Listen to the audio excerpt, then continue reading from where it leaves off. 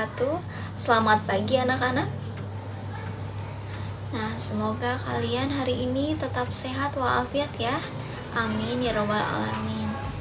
Dari rumah saja sekarang kalian bisa belajar dengan ibu dan bertatap muka walaupun tidak secara langsung.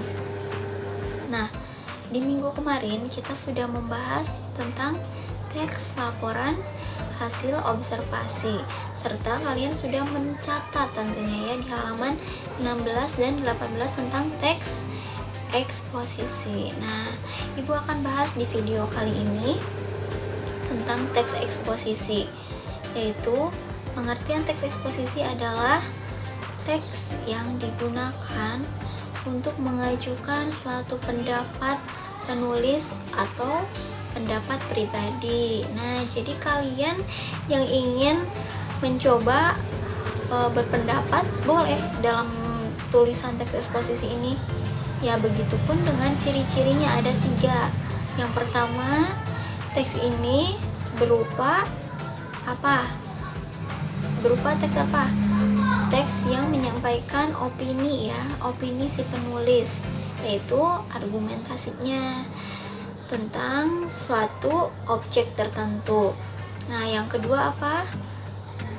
Teks yang menyampaikan informasi. Jadi, si pembaca jika membaca teks eksposisi ini mendapatkan suatu pengetahuan. Nah, yang ketiga apa? Ya benar, teks ini adalah teks yang berunsur dari fakta-fakta yang telah terjadi, yaitu diusung menjadi sebuah pendapat pribadi tentunya ya, yang di dalamnya secara utuh bisa diterima dengan akal pikiran, yaitu teksnya berarti logis seperti itu. Nah, selanjutnya ibu akan membahas di hari ini yaitu tentang teks eksposisi berupa ciri kebahasaannya serta struktur teks eksposisinya sebagai berikut. Jangan lupa tonton videonya sampai selesai ya, supaya kalian bisa mengerjakan tugas dari ibu selanjutnya untuk hari ini.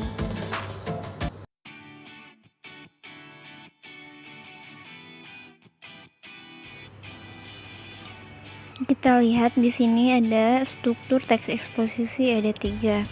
Yang pertama tesis atau pernyataan umum, dan yang kedua argumentasi, dan ketiga penegasan ulang. Selanjutnya, pengertian tesis atau pernyataan umum pada bagian ini merupakan bagian pembuka dalam teks eksposisi yang bersifat pendapat umum yang disampaikan penulis terhadap permasalahan yang diangkat dalam teks eksposisi. Selanjutnya, argumentasi. Pada bagian argumentasi ini memuat alasan berupa bukti yang dapat mendukung tesis penulis, berisi penjelasan secara lebih mendalam tesis yang diyakini keberadaannya melalui pengungkapan ke fakta-fakta penjelasan argumen penulis. Selanjutnya, ada penegasan ulang. Bagian ini bagian penutup dalam teks eksposisi, biasanya berupa penguatan atau penegasan kembali tesis pendapat yang dikemukakan oleh penulis tetapi dengan kalimat yang berbeda.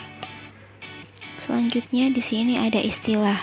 Istilah adalah kata atau frasa yang dipakai sebagai nama atau lambang. Makna istilah ini memiliki ketetapan atau kepastian. Contohnya seperti hepatitis, variabel, dan kurtosis.